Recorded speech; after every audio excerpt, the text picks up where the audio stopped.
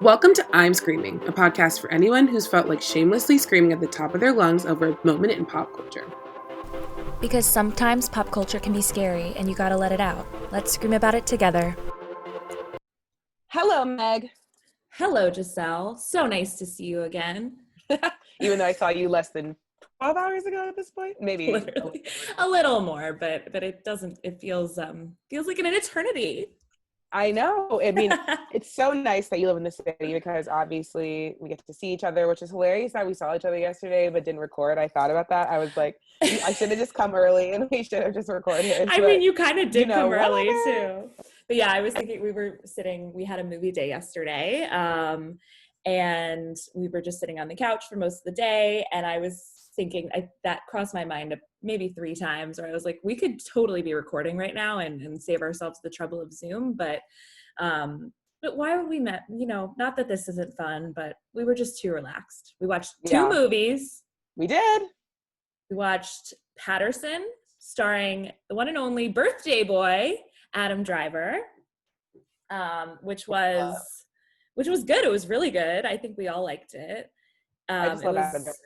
Yeah, he was super cute and just like very like different than all of his other roles where he's really like aggressive a lot of the time. It was very toned down, very philosophical, and very interesting. And then we rewatched Little Women, which was a delight as always, and we cried our little eyes out. Yes, it was so good. It was nice to have a movie day. I feel like I haven't done that in a while and just like sat down and just like dedicated time to watching movies and like sitting on the couch and not doing anything. Not like we're doing that much, but I just feel like we're always like chatting or like, you know what I mean? Like we're always like, having discussions and having intense discussions. But also it's like, I think that feels like watching a movie feels like relaxing, but it's like one of the only things we've been able to do, I feel like, since the pandemic is stay in. Yeah. And so I feel like we're always trying to find ways to be safe, but also do something like go sit outside somewhere and have a drink, or like go to the park, or, go for a walk. But it was just nice to kind of like stay inside and be cozy. And then magically the AMAs were on last night, so we got to watch those together, which was great. Chaotic. Magically. I was not going to, and then we were just like sitting there when we ordered pizza and we're like, I guess we'll watch them, which is another topic on our agenda today. Yes, but we will get to those. I feel like eventually. This week it had some ups and some downs, I'd say. Yeah, it was very all over the place. There's a lot going on, but like also it's like hard to keep up with what's going on too, even for us. When we keep up with everything, it's like, I don't know, but some good things. I think we'll start off with some good things. Yeah, I think we'll definitely start off with some good things, which is, of course, I feel like this is becoming a tradition. It's either a new music roundup or like a new TV show / movie roundup. And this week, our number 5 is a new music roundup because a lot of things came out last week. A lot of collabs. I feel like this month there was a lot of albums that dropped. Yeah, November. I mean, and it's interesting because we were just saying before we started recording that the Grammy nominations are being announced tomorrow, but none of the most recent albums, none of the stuff, when we talk about the Grammy noms next week, it's going to be about all albums that came out, at least 4 months ago, but there's all this new music that's like currently on the brain. So it's going to be, and I know there's going to be tweets like, how dare they snub Ariana positions? And it's like, she's not eligible for the Grammys, but yeah, lots of new stuff. In the rotation for sure.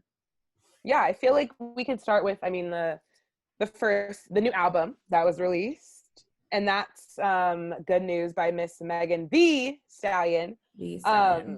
And so, first and foremost, like we all know, I love Megan Thee Stallion. I think she's amazing. I think she has a lot of power. I feel like she's been through a lot. And I feel like when this was announced, when the album was announced, I was kind of like, oh, okay, which I feel like a lot of times with all these albums, I'm like, oh yeah, like this is happening. Mm-hmm. And so I went into it being like really excited, really lit. So I think I listened to it and formed my own opinion. And then actually today I went and watched some reaction channels of people that I like and trust, and kind of got their feedback and kind of looked about what everyone's saying. And so like I liked the album. I think it was good. I feel like it was very Megan Thee Stallion. I feel like it was just like throwing your ass in a circle music. Like that's kind of what she does. But I think that she is like, her lyrics are always extremely raunchy, but like they just like the way she puts things together. I'm like, oh my God, queen. Like there's so many just like incredibly clever plays on words. And that just like, so good. When I heard them the first time I listened, I like, sometimes I just like rewind a little bit and be like, oh my God, like, no, that's so perfect and so clever. Yeah. And I think I have to say, like, I went into this, like, not really, like, I knew what to expect because I kind of listened to her old stuff. But this is like my first, like every person, when you become a fan of them, you have their first drop where like, you are just like, you are actually a fan. So like, as you kind of with Taylor Swift, how like I think a lot of people don't necessarily like Reputation, but you love it because that was your favorite like album when you became a fan. I feel like that was like me with this album with Megan Thee Stallion. Like I had always listened to things like in the past. So I went into this being like, yes, like this is exactly what I thought she was going to give. Like I love it. It's very her. So today I was like looking through some people's reviews and stuff, people that were like fans since like her early mixtapes. And I've seen some negative reception of the album. Not negative, just like I think that people were like, she didn't give us anything new or different. Like I think people were like, her mixtapes go harder than this, and like people basically were saying like every person that becomes mainstream very quickly has like this album. They were like, you can tell that her record label were like, you need to make something more mainstream marketable. Right. So people were like, it's just like it's her old stuff, but like a little bit more. It's like when Nicki like went super mainstream and like her old fans were like, this isn't Nicki, but like everyone was like, yes, love this. I feel like that's like similar. So I've heard people that were like, it's a bit like repetitive, and like some people were saying it's just a bit too commercial. It's like not the whole like Megan, but I mean, like I like it. I'm not changing my opinion. I still like it. I still think it's great. I also heard people were saying like, obviously she talks in the first song, Shots Fired, she goes into a little bit of the Tory Lane stuff, but I think people were kind of like, people don't realize how much trauma Megan Thee Stallion has been through with like her family passing away and this Tory Lane stuff, and like a lot of people saying like, is this just the Megan we're always going to get? Like I feel like she kind of uses the party girl vibe as like a coping mechanism, and like, is this kind of like what we're always going to get from her? I don't really know. I liked the album. I think it's great. I think for me, this is what I expect from Megan Thee Stallion, so I'm kind of like, I'm gonna like bop in the corner and just like continue to listen to it, and like that's my opinions of it. No, I mean 100%. I mean, obviously, like, oh my God, okay, like my neighbor's kids are like literally running around and like slamming their feet on the ground, and it's very loud. So sorry about that. But you messaged on Friday, and I'm so distracted. You messaged me on Friday, me and Vera, and you were like, ladies, like I know it's not usually like your vibe, but this Megan Thee Stallion album is amazing. Like she did what she had to do. Yes. And I was like, I hadn't listened yet, but I was like, I'm excited to listen. And you said like, oh yeah, Meg, like I feel like you'll like a lot of these songs. And I did. I really enjoyed it. You know, like I listened to it. Great. This SZA song. I mean, and you know, SZA's my bitch. Like I love SZA so much. Yeah. So yeah, I listened to it just like straight through, but I was really looking forward to that one. But yeah, there are some, I mean, I don't know if I'll put the whole thing in my rotation, but I really like a lot of the songs. And I think, and I mean, not even to get ahead to the AMAs, but like just to reference the AMAs, like last night when we were watching and she won a certain award. I don't remember which one it was, but you know, she like thanked her mom and was like, I know you're looking out for me or whatever. And I just think like, she is so young. Like she's your age. She's like, you're younger than me, but like, she's so young. And like you said, to have been through so much shit like that is just so much trauma. I just think that she's incredible. And I think that I also saw a tweet going back to the, you know, that it's too mainstream, that, you know what, like Meg did this song for like the Macy's commercial, you know, like she's going to get in her bag, like with these songs, like being able to use them for like commercials and stuff like that. You know what I mean? And if that's true, then like, let her, you know what I mean? Like, let's let her get what she deserves, get her coin. I agree. It's like, let her stay in her bag. Like if this is is what's gonna like. And then, so the person who I like, one of the people who I watched this morning that talked about is Zachary Campbell. I don't know if you guys follow him, but he does a lot of reviews of like very much like loves, is obsessed with Ari, Gaga, all those people. And he was saying like the thing about Meg is like maybe like she not only is like in her own bag, she like has to like she's a machine. She's turning into a machine. So like her like Megan is a person, but she's also a brand. Megan Thee Stallion is a brand, and like that she probably pays so many people's salaries. You know what I mean? Like just oh my God. So like she can't afford to like not continuously be a machine, which is like also kind of sad and tragic, but also like I get it. But yeah, no, I loved the album. I think, yeah, I just it is also like that's how she, if she wants to get any bigger than she is now, she has to go more mainstream. You know what I mean? Like you saying exactly. like you know her mixtapes and her old stuff, whatever. Like I don't, because that's not usually like necessarily a genre or like that I go to. But she's this huge rapper now. She's everywhere. You know, it's like that's why like I listen to Cardi B's whole album, but like there are probably some amazing female rappers out there that I don't know, because like it's just not necessarily a genre I turn to all the time. But I'm listening to Megan Thee Stallion's album not just because obviously I'm friends with you and you love her, but also like because, and not just because to talk about it on this podcast, but because I was really interested to see what she was going to come out with. You know what I mean? Like it's because she has this like public image now, and she's this public figure a lot more than she was. And so if she wants to get some more people, she has to be a little bit more mainstream, and that's just how it is.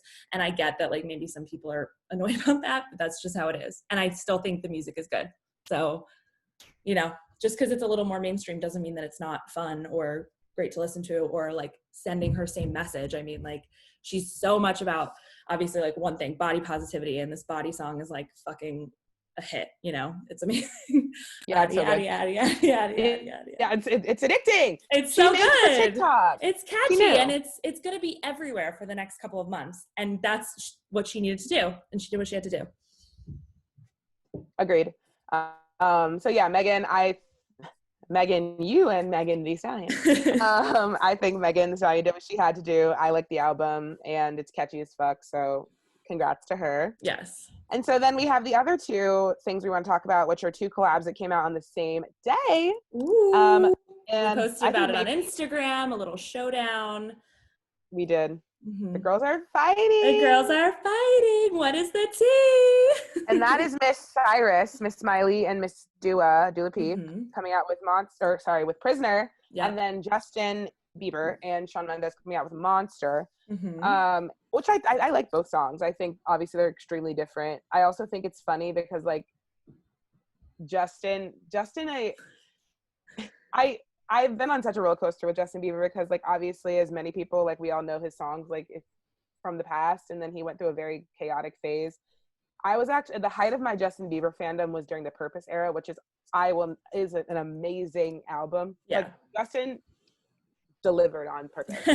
But that was a very dark time for him as a person. And now I guess he's like doing the lonely song and the holy song and trying to be a Christian. And I mean, hey, he's getting the whole entire world to listen to this holy song. So I guess he's, doing what he has to do. But I think it's funny that, of course, he's doing it with this new song, Monster, with Mr. Mendez, who, of course, famously has a documentary that came out today. But that he dropped on a Monday, so neither of us have been able to watch it yet. Thank you so much for nothing, Shawn. No, he talks about Camila Cabello. Yikes, I'm not excited about that. Yeah, I personally, I mean, I think I said this, like Prisoner won if we're pitting them against each other. Like Prisoner won for me. Monster's good. I think it's got a vibe. It's groovy. It's just interesting. And I mean, I think I said this to you yesterday too. Justin Bieber is so like trying to do this whole reinvention thing, and all of his lyrics lately, like in this holy song, in this lonely song, and this now Monster song, are about how like he did some bad things, but like now he's like trying to like whatever somehow like mount a comeback basically. And I'm just not really interested in that narrative for him. You know what I mean? Like it's fine, whatever. Yeah. But I think he kind of lost me, like in terms of like, I don't think I was ever a super stan of Justin Bieber. When I was a senior in college, that was the year all of his like I would say most recent big hits, which were like, that was 2016. So it was like, Where Are You Now? What Do You Mean? And Sorry were just like everywhere and were huge. So I'd say that was maybe my peak with him. But yeah, I don't know. I mean, I'll listen to the music. I like Monster. I mean, Shawn, is it technically Shawn's song? Is it? I don't know, because like Shawn's the one who has like, I think an album coming out soon, you know? Yeah. Like, I don't know. I mean, I think it's Shawn Mendes' song and Justin Bieber is featuring on it. I feel like it may be one of the songs that actually will be on neither album, but they're both using it to just like equally like a promo single. Okay, yeah. That makes sense. Yeah, it's funny also because like right before Justin and Hailey like got together for this final time basically, and then like got engaged and got like married, Shawn Mendes took her to the Met Gala literally that May, and then she was with Justin in July. So it's an interesting the way those PR relationships shake out. But yeah, I mean, I know, I truly think, the PR of it all. But I mean, like even with Miss LaPeep and Miss Cyrus, I feel like, I mean, first of all, the girls are giving it to, like, I mean, I am like, I think it's fine for me to admit that like I am like very much like a Miley Cyrus apologist. Like I think that like I stand her acknowledging the fact that like for 2 years of her career, she fully marketed off of Black culture and appropriated Black culture, and it was very bad, and she should not have done that. Was the music good? Yes. But like Miley Cyrus, that was not good. Yeah. So I stand here acknowledging that, and I think that she also acknowledges that that was something she should not have done. Yeah. But I have moved on, and I believe we forgive people for, you know, realizing and understanding new information. And I genuinely think Miley Cyrus is a good person, and I also genuinely think Miley Cyrus is a great artist. And I am very, very, very, very excited for this album because I feel as though I can finally wholeheartedly stand with she's creating anyone's culture. Like we've all been waiting for a rock-esque Miley album. She's finally giving the girls what they need. Yeah. Midnight Sky was great. Prisoner, as you said yesterday, Meg, a great follow-up to that. I mean, Dua is just the moment. Like she is. Like I think her team has been doing an incredible job with her promo. I think that Dua's album was great. I think that Dua on this song was great. I think that Dua's whole thing is great. I love their whole vibe together. It was smart. It was great. It was smart. Yeah. I mean, like I said this to you, like we need to get Normani under like Dua Lipa's management or something, you know, like we need some help here with like that, because Dua is like flawless album rollout in the middle of a pandemic, flawless, like still keeping this album relevant, keeping it, you know, Levitating is my bitch. Like I love that song. I've loved that song since the beginning, and it's like such a hit right now. Plus she's coming out with a B-side, plus this Miley collab. And yeah, Miley's album Plastic Hearts drops Friday, and I think it's gonna be fucking good. I mean, if these two singles are anything to, I know, yay, Thanksgiving treat. I know. But yeah, I'm so excited for the album now. I mean, I really liked Midnight Sky. It's like in all of my top played, I think, this year at this point, because like I run to it all the time, but it's also just like so good. And now Prisoner, like they just have such, there's so much like, you know, it's in sync. And I think if this is the vibe of the album, I'm really gonna fuck with it. Yeah, no, I agree. I'm excited for the album. It was great. It was just a good, last Friday was like, or this past Friday was just a good day for music. Oh yeah, it was. But yeah, I know, I'm excited to watch this Shawn Mendes documentary and see what's going on with him and Shawnee boy. And I mean, like we are famously like always listening to Wonder. It's so catchy. I wonder what it's like to be loved by you. And yeah, and the Holy song. I was shading it in the beginning. I was singing along to Holy yesterday. I am really the holy apologist here. I was like singing along to Holy yesterday, and Vera was like, "Not you knowing the words." I was like, "Of course I know the words. Like, I listen to it all the time." It's good. It's very good. Yeah. No, but agreed. I think I'm excited to watch it, even though I'm reluctant, and I'm excited to see where these albums take us. And I'm also interested to see how people continue to feel about Miss Stallion. Oh, I know. I think she's still riding high. I mean, and like she's just gonna get even bigger, I think, from this. Yeah, agreed. And I also think like people want to work with her, you know, she's worked with Beyonce, she's worked with Cardi. Like I just think she's gonna continue to get features, and I'm hopeful that happens because I like her a lot. I think she's great. Same. Okay, well, I guess we need to talk about the AMAs now. I mean, the chaos of the AMAs. Hosted by Taraji P. Henson, which famously drunk off champagne the whole time. Famously drunk, famously wearing like 18 different outfits over the course of the night. Yeah. Some very nice, some heinous, completely horrendous. And yeah, famously not being able to pronounce Louis Capaldi. She called him Louis Cabaldi. Which, like, I feel like is not getting as much, like, like, it's not being memed as much as it should. I mean, it's so funny. But yeah, I mean, we sat here, we watched most of it. I think we missed a few of the opening performances. But yeah, there were a lot of performances, which is, I think, something that we've been asking for from award shows more than anything, is just to like give us the performances and give us the awards, stop it with the bits, basically. And although this was like a mess, I do think it kind of leaned into that a lot with the performances. There were a lot of not live performances. So we were doing a lot of comparing of who's lip syncing and who's not lip syncing. There were a lot of random performances. Yeah, like Dan and Shay, boring. Billie Eilish, was bad. Yeah, Billie Eilish, that could be a whole nother another person getting a documentary. Everyone, oh my God. Bill Bev DeVoe, which I guarantee 90% of the people watching the AMAs did not know who those people were. Oh my God. They were having fun though.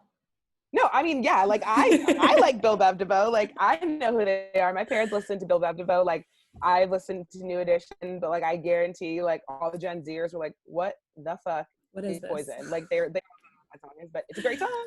It is a great song. And Nelly got like a you were like, I think you said, you were like, is Nelly getting a Lifetime Achievement Award tonight? But it was the 20-year anniversary of his album. What's it called? I forget. Country Grammar, which I was like, is that something celebrating? But I mean, Nelly was having fun as well.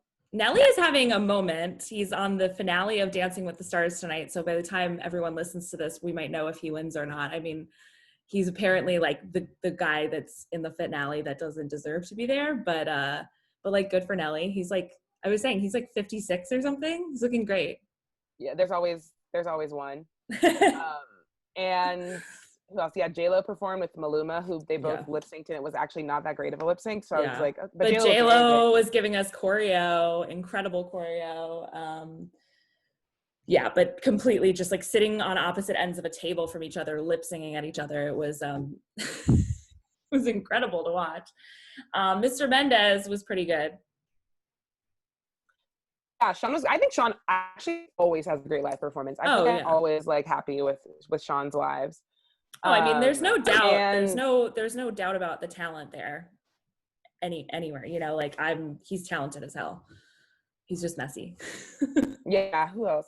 Oh yeah, Meg the Stallion. I felt like it was literally, the award show was like 100 performances, like The Weeknd and Taylor Swift and Becky G winning awards, and then BTS ending the show. That was literally it. But it went on for 3 hours. I said it to you like when they announced, because they announced Artist of the Year and Taylor Swift won that, and then BTS performed like right at the end, like literally at like 10:55.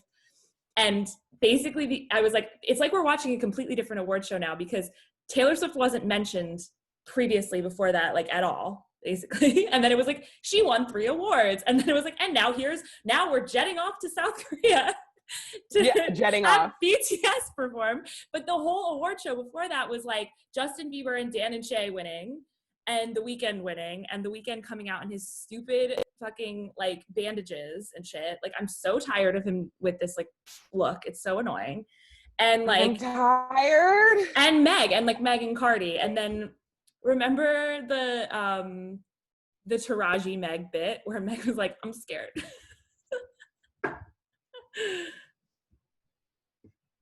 I know. Are you okay? Yeah. Oh, okay. I thought you were distracted. You were looking at something else. Oh, no, sorry. I was responding to a Slack, but also listening. I thought no, you it's froze fine. Yeah, but it was so messy leading up to that point. Like, Machine Gun Kelly gave us like a pop, like a rock performance. Like, that was like so strange and weird. But yeah, it was just a very weird night, very interesting time to be alive. I don't know. It was just so strange. It's just so chaotic. And then, of course, like, whatever. This is what I was talking about last week. It's like these digital award shows. It's just like they have not found the right cadence for them yet. It's all just a bit weird still. It's all just a bit awkward still. I know they're trying, and I know we're all like existing in this weird COVID world, but like sometimes we just gotta let it go. No, totally. And then they had like the audience like way up in the top sections of this, where whatever arena they were in LA, and there were these like, you could literally hear these like girls screaming, and you could barely hear the artist like accepting the award half the time because they were screaming so loud, and it was incredibly annoying. And they're all wearing masks, and it's just like, it feels so dystopian sometimes. It really does, like, all of this.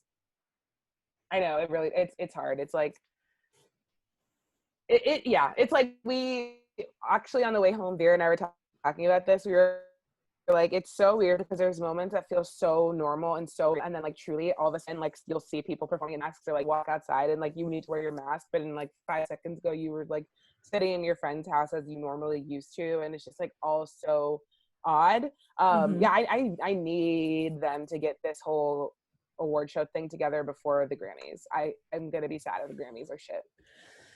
I know. They need, I don't know. I mean, it's like you said. Yeah, I don't know. I mean, like, and I'm just kind of like, the tributes and the anniversary stuff and whatever, like, I get it, but I kind of, right now, like, unless it's like a really good, well put together tribute or whatever, like, I don't want to be seeing these like tributes to one artist performed by like 10 different current artists at the Grammys this year, you know, like when Katy Perry like sang with Dolly Parton, and like Katy Perry and Katy 10 other like random other people. And oh my god, lest we forget, Katy Perry performed with Darius Rucker last night. Why? That really set the whole mood for me. Literally, and that was right when we literally right when we turned it on. That was like the first thing we were let into. It was like, also, I know, like, no tea, no shade to the Katy Cats, but I fully forgot that album came out this year. Yeah, it's I don't see it getting any nominations for anything. Like, Katy she's struggling. She's struggling to recreate. I mean, I talked about that New York Times article that I read about Katy's album, the review, and how like she says she's not trying to recreate that like 2011 fame, but like it's hard to not always like feel that way, and like whatever, the world just like that's just not the way the world works anymore. It's like, what the song Firework, if Firework came out today, like it wouldn't be the same hit as it was back then, but probably that's, like, flop.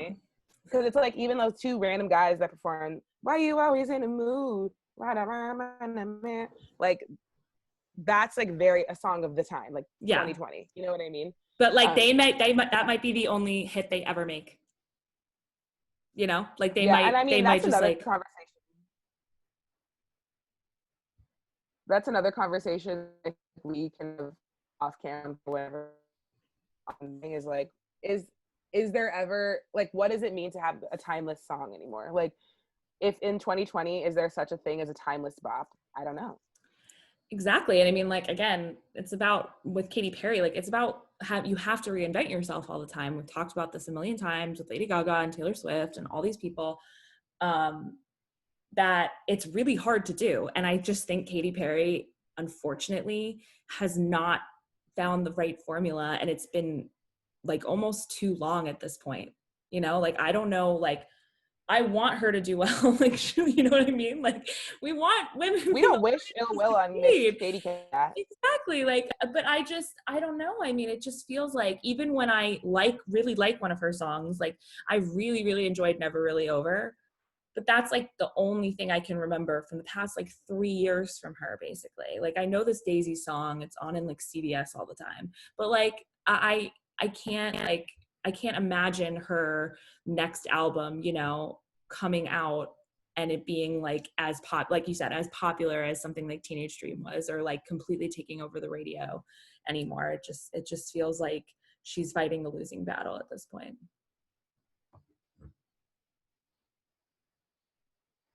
Yeah. Sorry, Miss Cat. But yeah, I don't know. The game is all of it. Chaos, terrible. Yeah, I know. We're just going to pray for the Grammys. I mean, they should honestly let us organize and run it, because we would be able to put on a good show, but that's what I always say. Yeah, the fact that we're not literally doing this as a profession is upsetting, but it's fine. They'll find executive producers. I mean, on to something exciting and great that happened last week. Was, I mean, truly, in my opinion, one of the hottest men alive, actually, Mr. Michael B. Jordan, being People's Sexiest Man Alive 2020. Which, when it was announced, I was like, duh. But also, like, hasn't this already happened? Like, I thought he was already, like, someone's Sexiest Man Alive. I was shocked. I was truly shocked that this year was the year that they decided to say that. Also, wasn't last year John Legend or some shit, and the year before Blake Shelton? That's disgusting to me. It's literally the most random fucking award on earth, right? Like, completely random. There was also like so much confusion with that this year, because I thought it was Dan Levy. Yeah, well, because what People magazine does is the issue Sexiest Man Alive, there's one guy on the cover that they call the Sexiest Man Alive, which this year is Michael B. Jordan. But there's also all of these individual awards.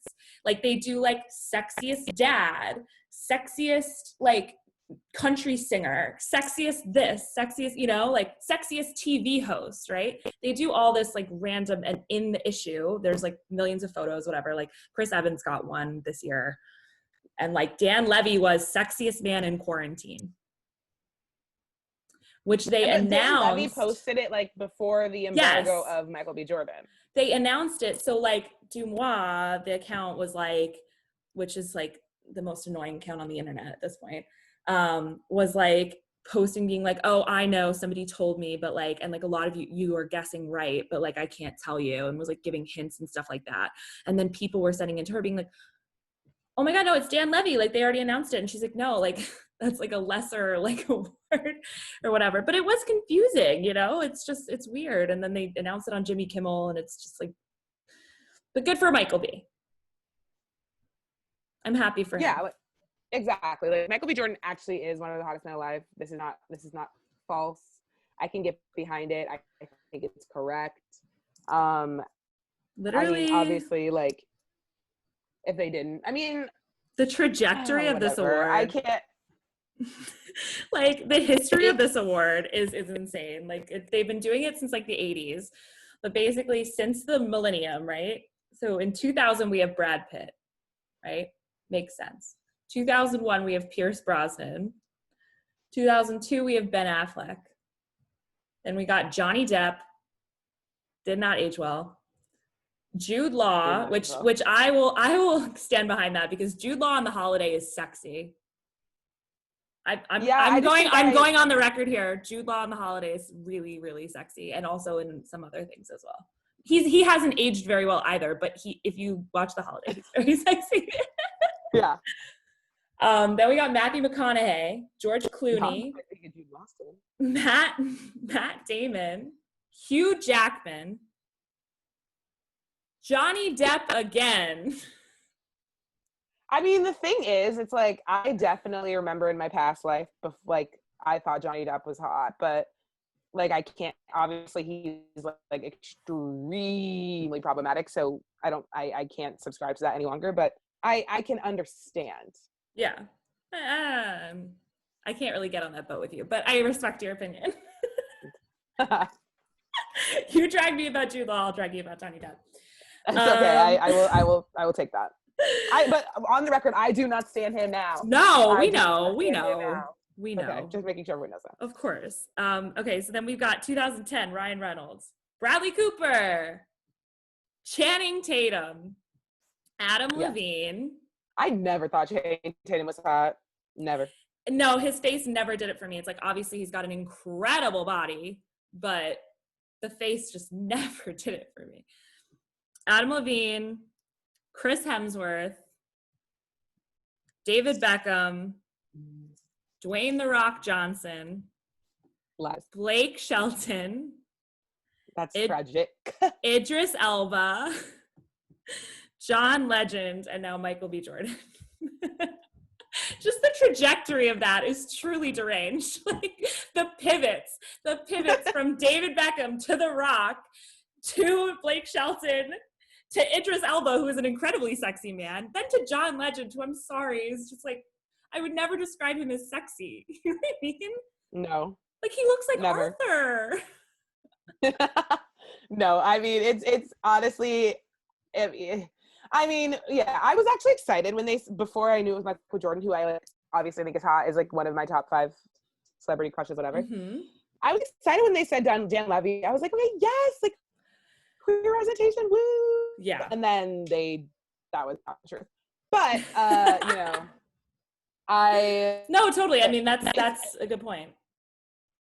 It's just a bit like obvious. I mean, I love the obvious choice. Michael B. Jordan is hot. Not giving him that award is a crime. Yeah. But like I mean, as we know, there are so many other hot men. There are truly so many hot men. And I mean, can I just say, I am so glad that Chris Evans has never won this award, because can you imagine what it would do to his ego? He'll probably win it like next year. Oh, Jesus Christ. I feel like his time has passed. Also, thank God that Chris Pratt has never won it either. Yeah, I'm gonna pick it for Chris Pine. Yeah, literally. You're like on it. I think I'm on that. I feel like Oscar Isaac. Like, let's give him the award. Ooh. Adam Driver will never win, but like, can you imagine the controversy if Adam Driver won? He is the most divisive in terms of like, is this man good looking or not? And I mean, he is. Famously, we are both on the yes, he is vote. I mean, if you didn't see our birthday post for him on our Instagram page, Giselle picked all of the best photos of him ever taken, basically. But that would be like a national emergency, the same way the Blake Shelton one was. Like, people would be like, what is happening? Who is running the show over at People?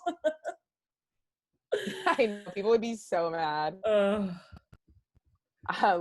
me just anonymously email people for the tip. Oh God. Yeah. Well, justice for Michael B. Jordan after he only got 3rd place in my hot man bracket. Yeah, honestly, people were trifling. This is literally why. Like, this is redemption. Liam Hemsworth who? Liam Hemsworth who? Ryan Gosling who? Both have never won. I'm sure they're in the issue somewhere though. Like, there's Ryan Gosling, I think is actually hot. Oh, he is very, very, very sexy, I think. Yeah, for sure. Aging very well. Very. But anywho. Okay, now moving on to the controversial part of our podcast episode today. Yeah. And that is, first, I mean, we have to talk about this Sia drama. Yeah. This is like so bad. I mean, I don't know. I mean, like, has Sia been problematic in the past? Like, has she done anything problematic? I actually feel like I have not. Maybe. I don't know. I don't think so, actually. I feel like this is the first time Sia, like, is showing some colors that we didn't see before. Yeah, because, like, she uses Maddie Ziegler, like, all the time in her music videos and stuff, the girl from Dance Moms, who we talked about a couple weeks ago.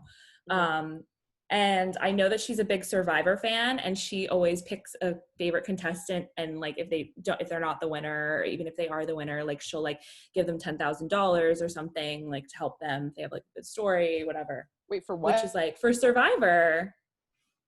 Sia does that? There's a Sia award almost every season now. Like it started like a couple years ago, and she just like gives money to people. I did not know that. Yeah. Well, it's pretty random, but that's really my only impression of Sia, basically, is that she just like has the Maddie girl dress up and the wig, and she like doesn't show her face and whatever. But yeah, basically she directed this movie called Music, that is like, I think it's like going to be kind of a visual album for her. Like, I think she's like putting out a bunch of new music to go with it, but basically, it's about this young girl with nonverbal autism, and she's like played by Maddie Ziegler, who does not have autism. And basically there was a ton of backlash for this. It also stars Kate Hudson and Leslie Odom Jr. And basically what does it say? A press release describes the film as a wholly original exploration of the healing power of love and the importance of community. Sia's music is integral to the story of the film as the characters examine the fragile bonds that hold us together, and through fantastical musical sequences, imagine a world where those bonds can be strengthened in times of great challenge. But basically, like, I've seen the trailer for this movie, and Maddie Ziegler is like basically like, you know, like doing all these mannerisms and things where she's like acting like she has a disability, basically, but obviously she's not disabled. And obviously the backlash to this was swift and strong on the internet. Yeah. I mean, I think the first thing I think about when I'm thinking about this, which is like how obviously different our world is now, and like maybe we should like it's etched into time. But do you remember when Shia LaBeouf played someone who's autistic in the movie True Colors? No, but I do remember what Leonardo DiCaprio in What's Eating Gilbert Grape, which I think was probably before that as well, though. But yeah, that must have been like, what, in the past like 10, 15 years, the Shia LaBeouf one? Probably 20. It was a long time ago. Like, this was like back when we were like young kids. I think he was in this movie like either before Even Stevens or like right after, or like in the beginning of Even Stevens. Got it.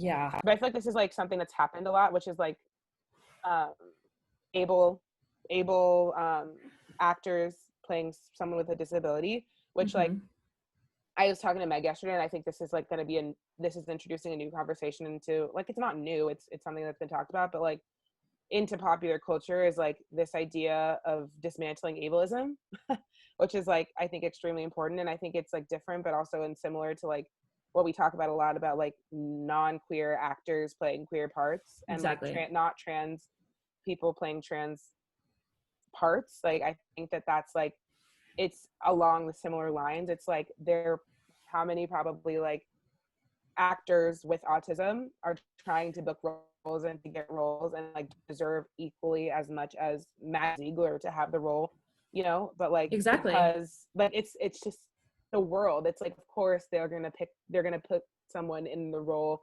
who does not actually understand or know or can't even actually really research the experience, because you will never actually understand the experience unless you've lived it. Exactly.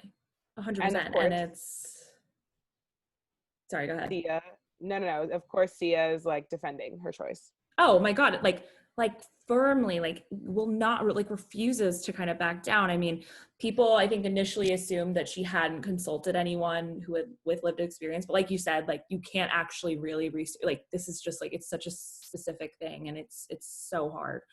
But basically she said that she based the character on an autistic friend of hers, and that she had a pair of like 2 or 3 neuroatypical consultants around her at all times. It says she also explained that she originally attempted to cast someone on the spectrum, but because of the rapid shooting schedule and the level of functionality of the character, she eventually decided to go with Ziegler.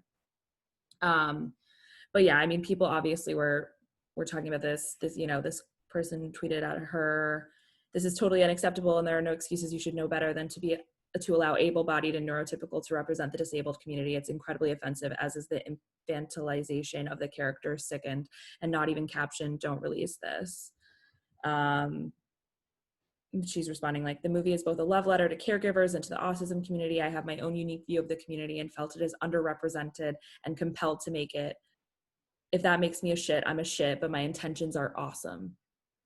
Okay, but like, that's great. Like, if you actually want to bring light to an underrepresented community, and you should, maybe like use an actor from that underrepresented community. Yeah. Literally this it's like Green Book. It is though. It's all like fucking issues in the industry, and it's like you take one step forward with diversity, like in people of color or something like that, but then there's this as well, like there's just so many lanes of like just it's a complete mess, and people just not doing the right thing and completely doing what it takes just to like make their lives easier, basically, rather than like be actually representative. Like this person responded to her, several autistic actors, myself included, responded to these tweets. We all said we could have acted in it on short notice. These excuses are just that, excuses. The fact that of the matter is zero effort was made to include anyone who is actually autistic. And Sia responded, maybe you're just a bad actor. Oh my God. Nah, bye, Sia. Yeah, and then she tweeted, grr, fuckity fuck, why don't you watch my film before you judge it? Fury, all caps.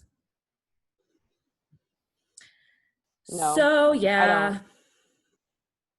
I just love when people who have nothing to do with the community, like, it's like when people when someone says something racist and then white people apologize for it, like on behalf of the person.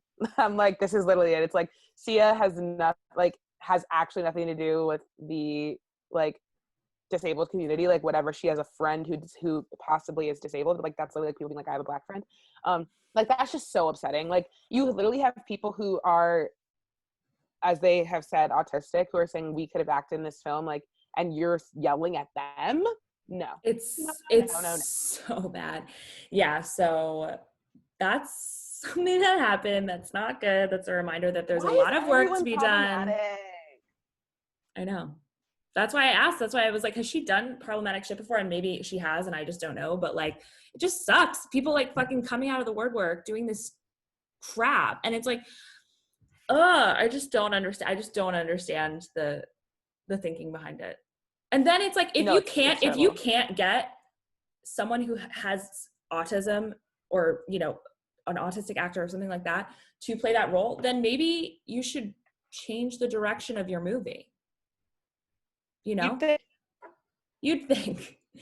think that's, and it's just like, it's so hypocritical, like reading those tweets, where she's like, my intentions are awesome. It's like, no, they're not. Like maybe they started off that way, but then you decided to just put your own, but then you decided to put your, like, try to make your life easier and not actually care about the message that you're, and completely devalue the message that you're trying to put across in the movie. So annoying. Not me having to not listen to Sia because she's problematic. Oh my Lord. Who can I listen to? Only Beyonce. And Lady Gaga. And Ariana Grande. She's not problem. Kind of sometimes, but everyone is problematic. To check ourselves. Yeah. But yeah, no, but this is problematic in a way that like no. No, it's just, and also it's just the reaction too. You know what I mean? Like, and this is the second time I think something has happened in the past couple of months where a movie has been incredibly offensive to this disabled community because of Annie's the Witches.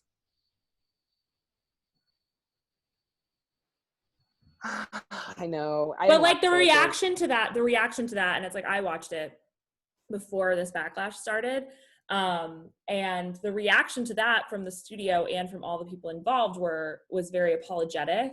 Obviously it doesn't, completely absolve them or whatever, but it's a completely different reaction to what Sia's having right now. You know what I mean? Like, yeah, being completely defensive and also and also offensive to the people who are trying to educate her about why she's wrong. It's just it's not good. Yeah, no, I mean, like, as we said, Sia, bad. Your reaction to it was bad. I will not be watching your film. And I hope that you reflect, Sia, on what you did and why it was wrong. And I hope that this opens more opportunities, hopefully, and conversations to allow the disabled community to be able to represent themselves. Like, you know what I mean? And it's also like, I mean, whatever. I think that's just an important conversation that needs to start being had. Yes.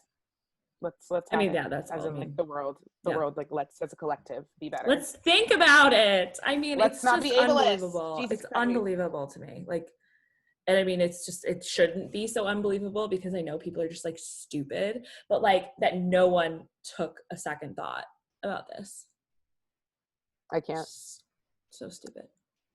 And then, I mean, to round out this episode, we have, I think, the biggest controversy, which I have mixed feelings about, of the week, and that was the Charli and Dixie D'Amelio family this drama. I mean, this is something like, I mean, we were talking about this last night because we were talking about Charli. And like, I mean, a ton of her followers have to be bots. There's no way that many million people follow her. I think she's like extremely famous, but oh yeah, no, not think discounting it, but it's no. I agree. Like, I think there's absolutely no way that this girl can gain like millions and millions of followers within a day, like less than 12 hours, a million people. That, like, that's a lot of fucking people. And also, like, I feel like a lot of people I know don't follow Charli. Exactly. And I feel like a lot of people don't actually follow people on TikTok. You know what I mean? Like, exactly. I don't ever go to my following tab on TikTok. I always go to my For You, like my just For You page, and swipe, basically. So it's like, I saw a TikTok today that was like this random person. It was like, this has nothing to do with, it's Addison Rae, but it was Addison Rae doing her, like, and it was like, I'll never forgive y'all for letting this girl be famous. And that's like kind of how I feel about the D'Amelio family. Like, I think a lot of people like defend Charli, and I think a lot of people, like a lot of like creators, like TikTok creators, like Charli. Mm-hmm. I think I mean, I have actually no beef with Charli D'Amelio. Yeah. I actually don't. Beef is would mean I have a lot invested in the topic, to which I don't. But I actually don't really like Dixie D'Amelio. Everything I've seen of her, I think she's kind of a brat. She, to me, seems like a brat. I think she's trying to make a personality out of being aloof, but it's just, to me, coming off a bit ungrateful, and I don't like it really. So I don't really subscribe to her at all. So when people were talking about she was like rude to their chefs or whatever, I'm like, that doesn't shock me. I mean, to cancel, the way that people were like canceling these girls over this stuff, I'm like, y'all, like, you have too much time on your hands. Like, what we shouldn't be canceling them for is like being rude to their chefs. To me, is just the collective idea of like privilege in this country, and their privilege, and the fact that these people got famous so fast, and like we as a society are allowing people to do nothing and just be famous for it. To me, that's the real topic at hand. Them being rude to their chef, which they're doing for a YouTube video, which they're doing for a bit because it's basically reality TV on YouTube. I don't give a fuck about that. Like, let's talk about really what's at hand. Also, like, there are tons of double standards there, because if like all of these TikTok guys are horrible people, and they never get canceled for any of it. They just do the worst shit. And it's like, literally what happened in the video was like their personal chef or whatever, who's like part of their staff, made like a bunch of courses, and they were like making faces and gagging when he brought snails out. And people were like all up in arms and whatever. And Charli lost like, I think like 2 million followers over the course of a few days or something. But then literally immediately I'm like, oh, that sucks. Like she's going to have to wait another week to get 1 million followers or 100 million followers at this point, you know, which is what ended up happening. She got him like 2 days later. So the controversy like spun around. It was like a boomerang, you know, like all these people left and then people were hearing about it. So they were like, oh, what's going on with this girl? Let me follow her. If that's what we're believing, that she just gains that many followers in 5 days or whatever. But yeah, I mean, I don't know.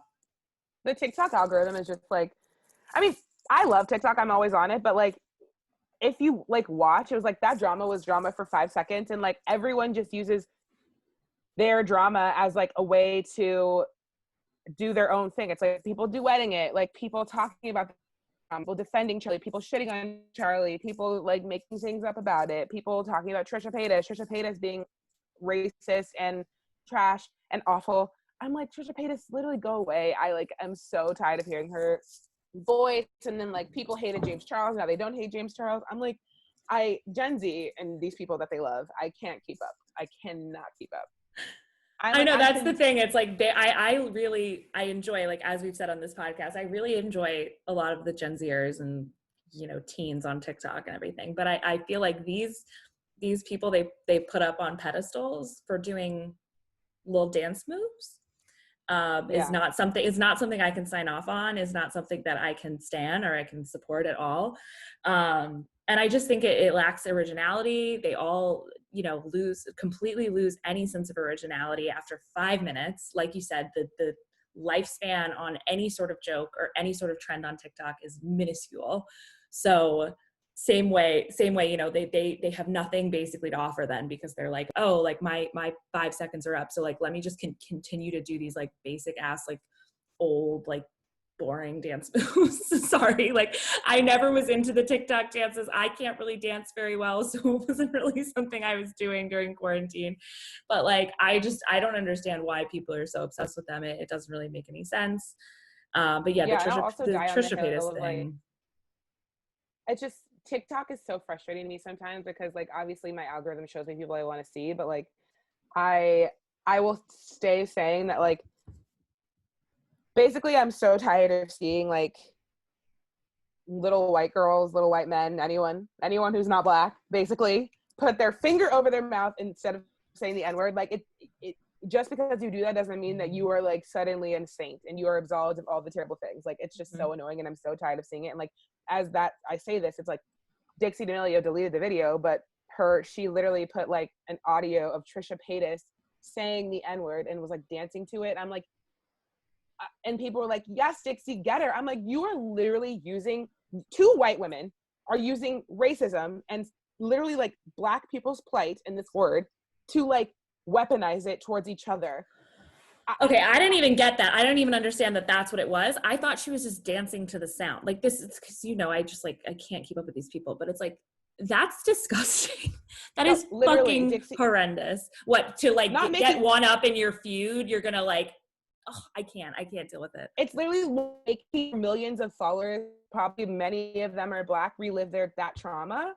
I was like, this is fucking insane. And everyone like, and I'm like, our people, like obviously on Twitter, like people I follow are like, what the fuck is this? But like, truly, I was baffled that oh my God, I just can't. I can't. And this is what makes me believe, like, I'm like, this is literally how Trump almost won again. This whole thing of people who are like watching racism be weaponized, and this little 18-year-old girl who has thousands and millions of followers, and they're just like, yeah, get him, bitch, get her. And like, they're so normalized to hearing the N-word on TikTok that they can't even realize the implications of what that whole entire exchange just was. That shakes me. I watched that and I was like, I went to the comments and I was baffled that I didn't see thousands of people being like, what the fuck is this? And then she deleted it. And she said the reason she deleted it, in all caps, I deleted that video because my point that I was trying to make was proven, and I don't need to promote a racist sound. So then why'd you do it in the first place, Dixie? And not just it, it's like all of these TikTokers, like they just continuously can keep fucking up and just apologizing and fucking up and apologizing. And that's where I'm like, this is not changing your opinion because you've learned new information. This is literally just, you can do whatever you want, and you can just apologize for it, and apologize, quote unquote, because no one's like, it's just so fucked. It's like so fucked. I'm like, people are dying, and like Dixie D'Amelio's fighting with Trisha Paytas. I like can't deal. And they're making so much money like every fucking second of every day. It's oh my God, repulsive. It's so sickening. But yeah, just a reminder, don't follow those girls on TikTok because they're actually not adding anything to your life. Yeah, and it's also, amazing like, how when you cut something out of your life, you realize like how much it doesn't matter. And not that they were ever in my life, because like I said, I don't really get dance TikToks on my TikTok. I get more like Glee recaps. No, same. I'm but like I've and people like literally during the election like doing all the counting and everything, like, which was amazing. But like no, like I promise you they're not adding that much to your life, and then you cannot contribute to this toxic society that has been created. Follow some of the original exactly. Gen Z, like, or the more original people who, not original, like they create original content, like actually funny stuff. Yeah, agreed. And like the Thank You Man. Yes. Thank and you. Also, like, with this whole drama, like, let's if you are going to subscribe to it, or like you want to be a part of it, let's take it like a step further and maybe think about it beyond snails and how it's actually extremely racist and enabling racism to perpetuate.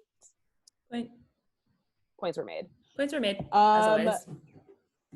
Yes. Points were made throughout the week, throughout this podcast. And I think we just have to now round it out with, I feel Meg is invested in this whole thing. And that is I am. Because it has to do with movies. Meg in the movies. Meg in the movies. A magnificent mix. Exactly. And our Go Girl Gives Nothing goes to none other than Wonder Woman 1980 something. 1984. I know I keep saying 1989. Yeah. But it's 1984. Yeah, I don't know how to feel about this yet. I think I'm happy about it. I think I'm also like very bummed about it. So I think that's why it's kind of a Go Girl Give Us Nothing. The future of movie theaters is very fraught right now. And that makes me incredibly sad, of course. But basically what happened this week is that Warner Brothers announced that Wonder Woman 1984 will be released in theaters that are open on Christmas Day, as was previously scheduled after it had been pushed back twice because it was supposed to come out in June. But that at the same time, simultaneously, it will be streaming on HBO Max on Christmas Day. So basically anyone who has HBO Max can watch Wonder Woman 1984 at home on Christmas Day and thereafter. For no extra cost. This is not like a Mulan situation where you have to pay the $30 extra. This is it's just going to be streaming.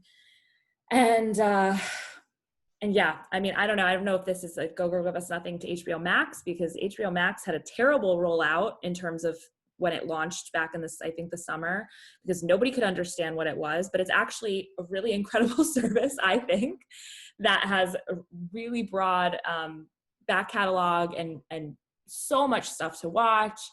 But also it's not available on Roku, so I can't even watch it on my TV, which is thank you so much to HBO Max and Roku for being little bitches. Thank you. Yeah, I mean, I think Wonder Woman 1984 was the last line of defense for the movies in 2020. It was basically like, is this going to happen or is it not going to happen? And it is going to go out in movie theaters globally, basically, because when kind of the surge stopped in some other countries, like China had some box office weekend back in like August or September where they had 2 movies make like $100 million in the opening weekend. So there are other places where movies are opening. They will make some money overseas. They will make a lot less money here. And I guess HBO Max is hoping for some more subscribers because I know that HBO or Warner or whatever it was laid off a lot of people because it just wasn't a successful launch. Yeah, I don't know. I mean, I'm looking forward to being able to watch it. But it is kind of a letdown because it's the kind of movie that you really want to see on the big screen. It's filmed for the big screen. It's filmed for a theater experience. And I don't know what this means. And I don't know what's next, is Black Widow going to be next? Potentially I don't know. I know, So it'll be go so girl, wild. give us nothing, no actual answers, technically, even though we know we're going to be able to see it. This gives me no clarity on what's going to happen. The movies, I know. It's sad. It's like, it just sucks. Like, it sucks. Everyone knows it sucks. And go give us nothing, no clarity, nothing. I guess we'll watch it, but like, it would have been great to see it on the big screen, but also like, let's save lives. So we get Yes, no, I mean, 100%, obviously, like the movies is like the least of everyone's worries, but not really, but it is like, it just sucks. It's just one of those things that it's getting really tiresome not being able to see things getting pushed back more and entertainment and stuff like that, you know. It's like we were talking about with award shows. It's like, yes, okay, you know, they're deeply disturbing and troubling about the way that it's going on, but also like it's nice to have a little entertainment in our lives sometimes, something fresh. But yeah, I mean, I suppose we'll watch it and we'll give you a review for sure after Christmas. exactly. Of Gal Gadot's acting. I'm doing air quotes. But yes. And as we always say, that's all she wrote, isn't it, Meg? That's all she wrote. A crazy, hectic, chaotic week. Folks. Completely crazy. Yes, it was very hectic, chaotic. We enter into a holiday week. We hope everyone stays safe, as we all know. We hope you enjoy your time with your, you know, immediate families, as we all in your say, small bubbles, wearing masks. Small bubbles. If you're traveling, please, wear a mask, stay safe. Please rate, you know, comment, subscribe, all the good things. Yeah, we haven't gotten a review in a while, so let's so like get on that, please. So like, ladies and gentlemen, please. Us begging for reviews. Please, review. I love, literally, give us a review, please. For Thanksgiving. Love you all, but most importantly, I love you, Megan. I love you, Giselle.